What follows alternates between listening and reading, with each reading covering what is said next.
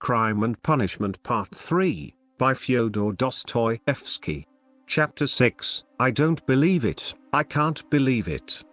Repeated Razumihin, trying in perplexity to refute Raskolnikov's arguments. They were by now approaching Bakaleyev's lodgings, where Pulcheria Alexandrovna and Dounia had been expecting them a long while. Razumihin kept stopping on the way in the heat of discussion, confused and excited by the very fact that they were for the first time speaking openly about it. Don't believe it, then, answered Raskolnikov, with a cold, careless smile. You were noticing nothing as usual, but I was weighing every word. You are suspicious. That is why you weighed their words. Certainly, I agree. Porfiry's tone was rather strange, and still more that wretch Zemtov. You are right. There was something about him, but why? Why? He has changed his minutes since last night. Quite the contrary. If they had that brainless idea, they would do their utmost to hide it, and conceal their cards, so as to catch you afterwards, but it was all impudent and careless. If they had had facts, I mean, real facts, or at least grounds for suspicion, then they would certainly have tried to hide their game. In the hope of getting more, they would have made a search long ago besides, but they have no facts, not one. It is all mirage, all ambiguous, simply a floating idea. So they tried to throw me out by impudence. And perhaps he was irritated at having no facts, and blurted it out in his vexation. Or perhaps he has some plan. He seems an intelligent man. Perhaps he wanted to frighten me by pretending to know. They have a psychology of their own, brother. But it is loathsome explaining it all. Stop. And it's insulting, insulting. I understand you. But since we have spoken openly now, and it is an excellent thing that we have at last, I am glad. I will own now frankly that I noticed it in them long ago. This idea, of course the merest hint only, an insinuation, but why an insinuation even? How dare they? What foundation have they? If only you knew how furious I have been. Think only. Simply because a poor student, unhinged by poverty and hypochondria, on the eve of a severe delirious illness, note that, suspicious, vain, proud, who has not seen a soul to speak to for 6 months, in rags and in boots without soles, has to face some wretched policeman and put up with their insolence, and the unexpected debt thrust under his nose, the IOU presented by Chap, the new paint, 30 degrees Reaumur under stifling atmosphere, a crowd of people, the talk about the murder of a person where he had been just before, and all that on an empty stomach. He might well have a fainting fit, and that is what they found it all on. Damn them. I understand how annoying it is, but in your place, Rodia, I would laugh at them, or better still, spit in their ugly faces, and spit a dozen times in all directions. I'd hit out in all directions, neatly too, and so I'd put an end to it. Damn them. Don't be downhearted, it's a shame. He really has put it well, though, Raskolnikov thought. Damn them. But the cross-examination again, tomorrow? He said with bitterness. Must I really enter into explanations with them? I feel vexed as it is, that I condescended to speak to Zemtov yesterday in the restaurant. Damn it. I will go myself to Porfiry. I will squeeze it out of him. As one of the family, he must let me know the ins and outs of it all. And as for Zemtov, at last he sees through him, thought Raskolnikov. Stay! Cried Razumihin, seizing him by the shoulder again. Stay! You were wrong. I have thought it out. You are wrong. How was that a trap? You say that the question about the workman was a trap. But if you had done that, could you have said you had seen them painting the flat and the workman? On the contrary, you would have seen nothing. Even if you had seen it, who would own it against himself? If I had done that thing, I should certainly have said that I had seen the workman and the flat, Raskolnikov answered, with reluctance and obvious disgust. But why speak against yourself? Because only peasants, or the most inexperienced novices, deny everything flatly at examinations. If a man is ever so little developed and experienced, he will certainly try to admit all the external facts that can't be avoided, but will seek other explanations of them. will introduce some special, unexpected turn, that will give them another significance and put them in another light. Porfiry might well reckon that I should be sure to answer so, and say I had seen them to give an air of truth, and then make some explanation. But he would have told you at once that the workmen could not have been there 2 days before, and that therefore you must have been there on the day of the murder at 8 o'clock. And so he would have caught you over a detail. Yes, that is what he was reckoning on, that I should not have time to reflect, and should be in a hurry to make the most likely answer, and so would forget that the workmen could not have been there 2 days before. But how could you forget it? Nothing easier. It is in just such stupid things clever people are most easily caught. The more cunning a man is, the less he suspects that he will be caught in a simple thing.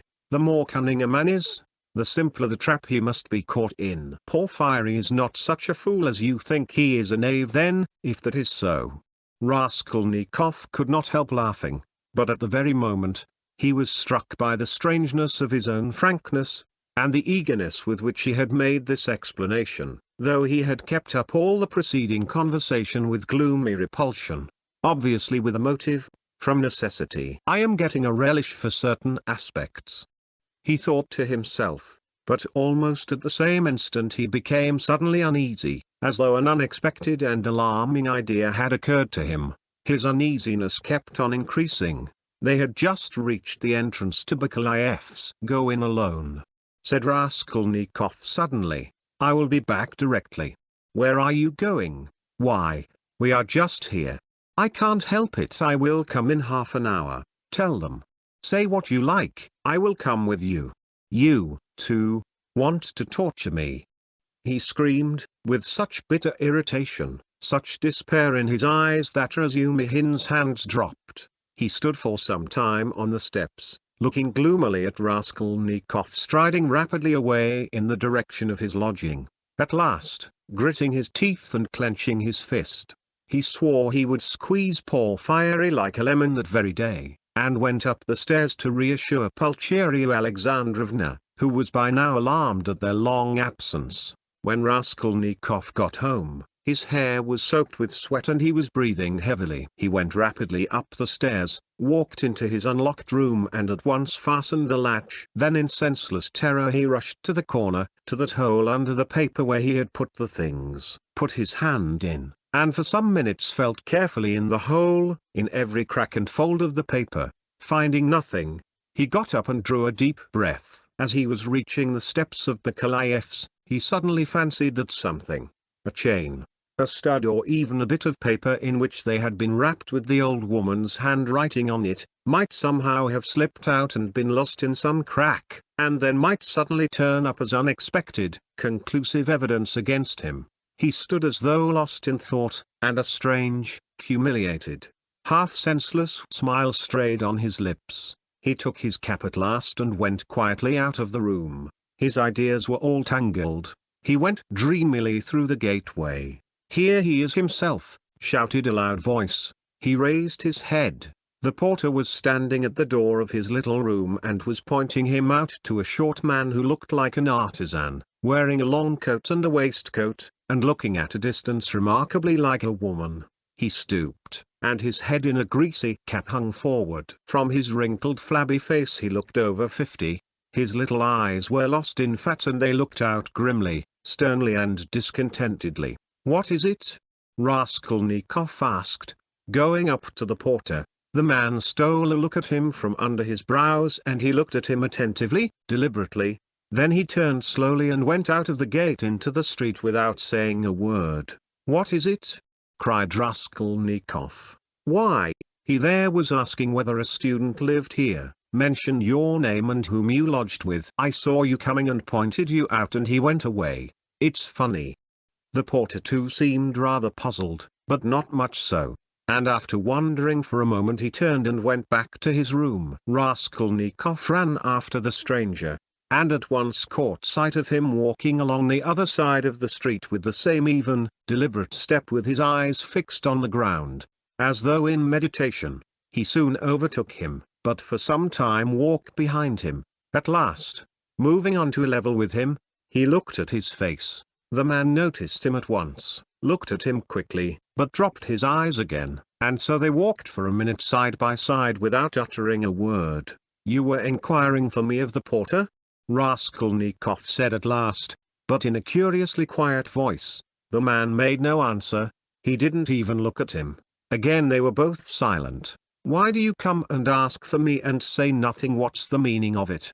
Raskolnikov's voice broke and he seemed unable to articulate the words clearly. The man raised his eyes this time and turned a gloomy, sinister look at Raskolnikov. "Murderer," he said suddenly in a quiet but clear and distinct voice. Raskolnikov went on walking beside him. His legs felt suddenly weak, a cold shiver ran down his spine, and his heart seemed to stand still for a moment, then suddenly began throbbing as though it were set free. So they walked for about 100 paces, side by side in silence. The man did not look at him. "What do you mean? Who is a murderer?" muttered Raskolnikov hardly audibly. "You are a murderer," the man answered still more articulately and emphatically, with a smile of triumphant hatred, and again he looked straight into Raskolnikov's pale face and stricken eyes. They had just reached the crossroads. The man turned to the left without looking behind him. Raskolnikov remained standing, gazing after him. He saw him turn round 50 paces away and look back at him still standing there. Raskolnikov could not see clearly, but he fancied that he was again smiling the same smile of cold hatred and triumph. With slow faltering steps, with shaking knees, Raskolnikov made his way back to his little garret, feeling chilled all over. He took off his cap and put it on the table, and for 10 minutes he stood without moving. Then he sank exhausted on the sofa and with a weak moan of pain he stretched himself on it. So he lay for half an hour. He thought of nothing. Some thoughts or fragments of thoughts, some images without order or coherence floated before his mind. Faces of people he had seen in his childhood or met somewhere once, whom he would never have recalled. The belfry of the church at V, the billiard table in a restaurant and some officers playing billiards, the smell of cigars in some underground tobacco shop, a tavern room, a back staircase quite dark, all sloppy with dirty water and strewn with eggshells, and the Sunday bells floating in from somewhere. The images followed one another, whirling like a hurricane. Some of them he liked and tried to clutch at, but they faded, and all the while there was an oppression within him, but it was not overwhelming. Sometimes it was even pleasant. The slight shivering still persisted, but that too was an almost pleasant sensation. He heard the hurried footsteps of Razumihin. He closed his eyes and pretended to be asleep. Razumihin opened the door and stood for some time in the doorway as though hesitating. Then he stepped softly into the room and went cautiously to the sofa. Raskolnikov heard Nastasia's whisper, "Don't disturb him. Let him sleep. He can have his dinner later." "Quite so," answered Razumihin. Both withdrew carefully and closed the door. Another half hour passed. Raskolnikov opened his eyes, turned on his back again, clasping his hands behind his head. "Who is he? Who is that man who sprang out of the earth? Where was he? What did he see?" "He has seen it all. That's clear." "Where was he then?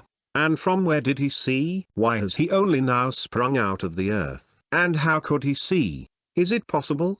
continued Raskolnikov, turning cold and shivering. "And the jewel case Nikolay found behind the door, was that possible? A clue? You miss an infinitesimal line and you can build it into a pyramid of evidence. A fly flew by and saw it. Is it possible?" He felt with sudden loathing how weak, how physically weak he had become. "I ought to have known on it," he thought with a bitter smile. "And how dared I, knowing myself, knowing how I should be, take up an axe and shed blood? I ought to have known beforehand. But I did know," he whispered in despair. At times he came to a standstill at some thought. No, those men are not made so. The real master to whom all is permitted storms Toulon, makes a massacre in Paris, forgets an army in Egypt, wastes 500,000 men in the Moscow expedition and gets off with a jest at Vilna, and altars are set up to him after his death, and so all is permitted. No, such people, it seems, are not of flesh but of bronze. One sudden irrelevant idea almost made him laugh. Napoleon. the pyramids, Waterloo, and a wretched skinny old woman, a pawnbroker with a red trunk under her bed. It's a nice hash for Porfiry Petrovitch to digest. How can they digest it? It's too inartistic. A Napoleon creep under an old woman's bed. Ugh! How loathsome! At moments he felt he was raving. He sank into a state of feverish excitement. The old woman is of no consequence. He thought, hotly and incoherently. The old woman was a mistake perhaps, but she is not what matters. The old woman was only an illness I was in a hurry to overstep. I didn't kill a human being, but a principle. I killed the principle, but I didn't overstep.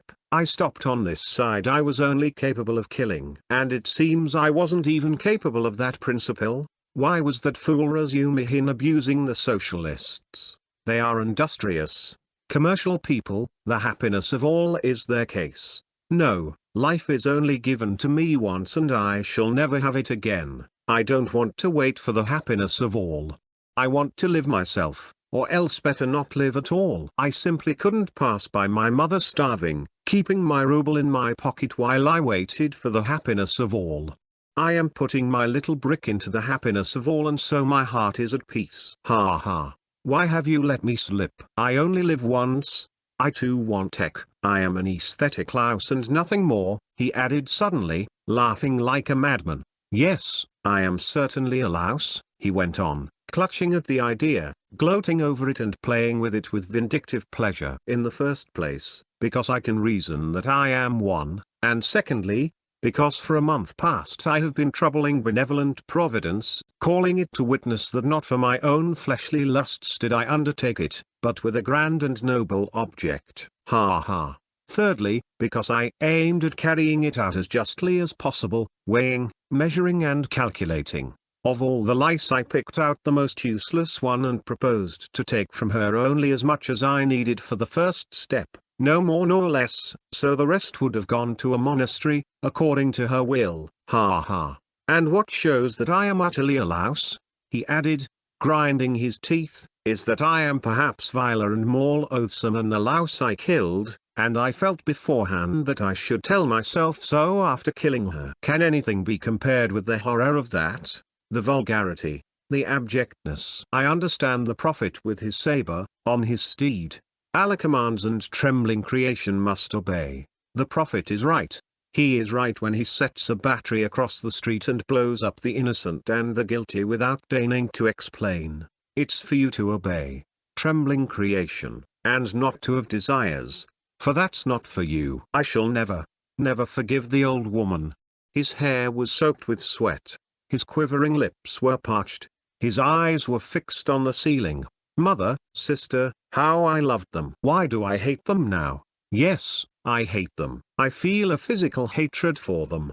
I can't bear them near me. I went up to my mother and kissed her. I remember to embrace her and think if she only knew. Shall I tell her then? That's just what I might do. She must be the same as I am, he added, straining himself to think, as it was struggling with delirium. Ah, how I hate the old woman now. I feel I should kill her again if she came to life. Poor Lizaveta. Why did she come in? It's strange though. Why is it I scarcely ever think of her, as though I hadn't killed her? Lizaveta. Sonia. Poor gentle things, with gentle eyes. Dear women. Why don't they weep? Why don't they moan? They give up everything. Their eyes are soft and gentle. Sonia, Sonia. Gentle Sonia. He lost consciousness. It seemed strange to him that he didn't remember how he got into the street. It was late evening.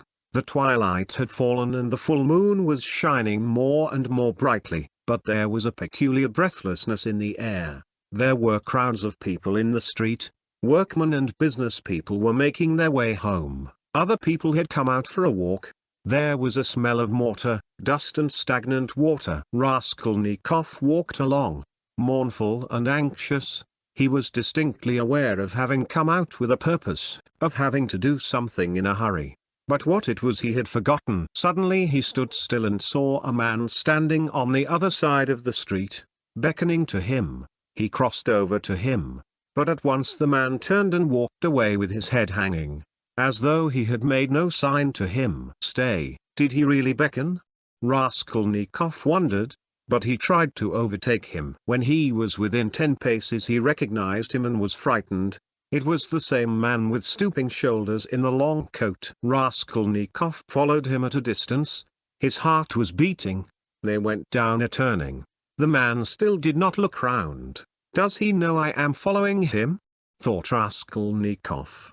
The man went into the gateway of a big house. Raskolnikov hastened to the gate and looked in to see whether he would look round and sign to him. In the courtyard the man did turn round and again seemed to beckon him. Raskolnikov at once followed him into the yard, but the man was gone. He must have gone up the first staircase. Raskolnikov rushed after him. He heard slow measured steps 2 flights above. The staircase seemed strangely familiar. He reached the window on the first floor.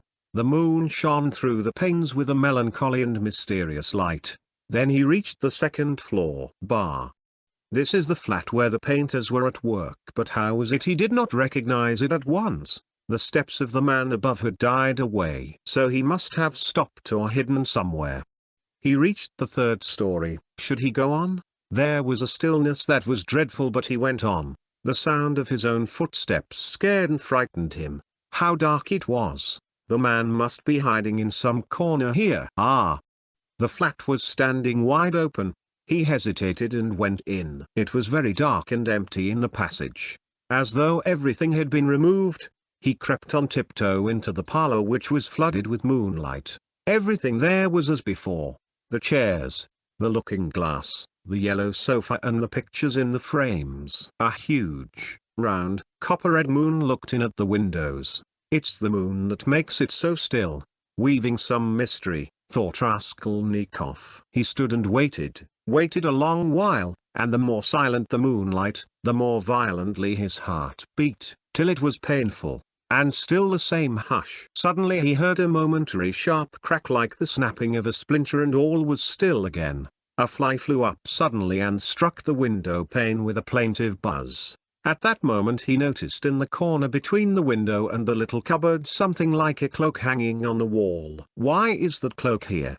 He thought. It wasn't there before. He went up to it quietly and felt that there was someone hiding behind it. He cautiously moved the cloak and saw, sitting on a chair in the corner, the old woman bent double so that he couldn't see her face, but it was she. He stood over her. She is afraid, he thought. He stealthily took the axe from the noose and struck her one blow, then another on the skull. But strange to say, she did not stir, as though she were made of wood. He was frightened, bent down nearer and tried to look at her. But she, too, bent her head lower. He bent right down to the ground and peeped up into her face from below. He peeped and turned cold with horror. The old woman was sitting and laughing, shaking with noiseless laughter, doing her utmost that he should not hear it. Suddenly he fancied that the door from the bedroom was opened a little and that there was laughter and whispering within. He was overcome with frenzy and he began hitting the old woman on the head with all his force. But at every blow of the axe the laughter and whispering from the bedroom grew louder and the old woman was simply shaking with mirth. He was rushing away, but the passage was full of people. The doors of the flats stood open, and on the landing, on the stairs and everywhere below there were people, rows of heads, all looking, but huddled together in silence and expectation. Something gripped his heart. His legs were rooted to the spot. They would not move. He tried to scream and woke up. He drew a deep breath. But his dream seemed strangely to persist. His door was flung open and a man whom he had never seen stood in the doorway watching him intently. Raskolnikov had hardly opened his eyes and he instantly closed them again. He lay on his back without stirring. Is it still a dream? He wondered and again raised his eyelids hardly perceptibly. The stranger was standing in the same place, still watching him. He stepped cautiously into the room, carefully closing the door after him, went up to the table, paused a moment, still keeping his eyes on Raskolnikov, and noiselessly seated himself on the chair by the sofa.